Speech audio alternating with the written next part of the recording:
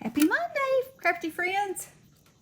Okay, I'm coming on this morning with a VR for Polite Creations, and she is having a giveaway, and it's due September the 6th, and she wants a Memorydex card and 2 sets of embellishments, and you get 5 points for a VR on Instagram and tag her at Polite Creations.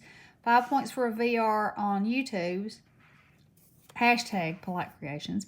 And 5 points for each added set of 4 embellishments. And she loves gold, metallics, bows, flowers, and card sentiments. And so, this is the Memorydex card that I created. And I used this Bohemian, is called Bohemian paper pad. Hang on. Oh. Okay, I'll show you the pad in a minute while I talk. Anyway, and I also have the stamp set, which is the deer. So I stamped the deer on. Here it is. And I colored it in, and then I glued these little flowers and leaves on and added the centers and stamped the sentiment, live your dreams, and put these on. And then this is what it looks like on the back, and this is more paper from the collection. And then you pull this out and it's got my information on it. And I put a little tassel on there that matches. So that's the Memorydex. And for then this 2 sets of embellishments, I hauled from Crafter's Companion that Christmas mystery set, and it had this fireplace set in there. So I made it and did a little coloring on it and pieced it together, and then I added these little peppermints and candy canes in the bow and these. And then for the second one, I added little stickers that were ornaments and bells and a different kind of little bow. So that's one set. And this is the other set. And it's Christmas pudding. And it's a stamp. I stamped it out. I don't know if you can see it or not, but I used glossy accents on the chocolate and on the silver stand and on the holly leaves. And then I put pearls and rhinestones for the holly berries. And I colored the ribbon, and then I added real ribbon here for a little fun. So I thought that's pretty festive. And that's my entry. And y'all go check her out. That's Polite Creations. I'll put her in the description box. And y'all go check her out. And I have a story. Okay. So, y'all probably figured out by now, I have a way of finding trouble, or trouble has a way of finding me. I don't know. Maybe it's a little both. Anyway, when not long after me and the hubs got married, we first lived in an apartment, and then we moved into a neighborhood, actually the neighborhood where I was raised. And we lived in this little house, and there was a Walmart close by. And that's where I did my grocery shopping. Actually, no, I take that back. There was a Kroger. There wasn't a Walmart there yet. Later, a Walmart came there. Anyway, there was a Kroger. And so,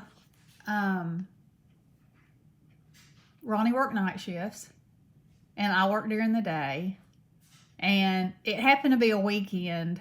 So, he was at home, and I was going to the grocery store. And it was dusk, getting to be dark, so he was like, make sure you park under a light, He didn't really want me going, but, you know how that goes. And that was a long time ago. So, anyway, as I'm looking for a parking place under a light, for some reason, I guess it was my radar, I see this, I think they're called panel vans. And it was a van that had windows, but the windows had curtains in them, so to speak, curtains. Anyway, And for some reason, it stuck out at me. I don't know. I think it must have driven by some parking places, and I thought, well, I don't know why they didn't pull in there. And so then I pulled around and I found one under the light. And so I get out, and I go in, I do my grocery shopping, and I come back out.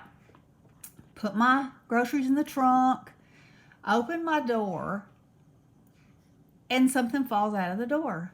And I think, oh, well, somebody I know has seen my car and they left me a note. So I pick it up. And I'm looking at it and I'm turning it around. Like say this is it. And I'm turning it around and it's a Polaroid. And I'm turning it around and then whoo! It is a Polaroid of a man sitting on a stool from about the chest down in all his glory, if you know what I mean. And I wadded it up and threw it on the ground, opened my door, threw it on the ground, and shut the door. Then I thought, Ronnie's never going to believe me if I tell him that this picture was in my car. So I opened my door back up and get it up off the ground, and I look up, and that van is sitting next to me. And so all this stuff is going through my head. Okay, I've just gotten this, pornographic picture, a photograph, and, it's dark now, and I'm under this light, but this weird van is next to me, and I've gotten this picture, and I've got to get home. So I pull out, and the van pulls out too. So here I am, racing through the neighborhood, no cell phone at that time, trying to get away from the van so I can go home, because I sure don't want him to know where I live at this point. And finally get home, run inside, hysterical, Ronnie, look what was in my car. And of course he's like, what? And I show it to him and he's like, okay, we got to call the police. This is not cool. So we call the police, and so one patrol car shows up, and it's an older policeman. And he comes in and sits down and he's looking at the picture and he's like, okay, picture yourself in my position. He says, do you recognize this man? I said, no. And he said, do you recognize the stool that he's sitting on? And I said, no. And he said, well, he's sitting on a braided rug. Do you know of anyone that has a braided rug like this? And I said, no, I don't. And he was like, okay. And so then I was telling him about the van, Okay, so then the second car pulls up, and this is a rookie guy. And he comes in real young, and he's, shakes our hand, and he sits down, and apparently the seasoned guy hadn't told him anything about what the situation was. So he hands him the photograph and says, you know this guy? And the poor young guy, he turned every kind of shade of red under the sun. And he was like, oh, no. Couldn't believe it either. Okay, so that's the funny part of the story. The unfunny part of the story is they had an investigation, trying to find this van. And come to find out, this pervert had been going to grocery stores and parking next to women and, leaving his photo and seeing what kind of reaction they got and, what, I don't know what else. I probably do know what else, but we won't go into that. But anyway, I was working at a bank at the time, and they came and they were letting me know what was going on, and that they had discovered that he'd been doing it at a lot of grocery stores, and anyway, one day they came in and they were letting me know that they had caught him and he was in jail because he had put a picture in the window of a lady who had recently been raped, and she freaked out, and bless her heart, I still pray for her to this day because I cannot even imagine, but anyway, she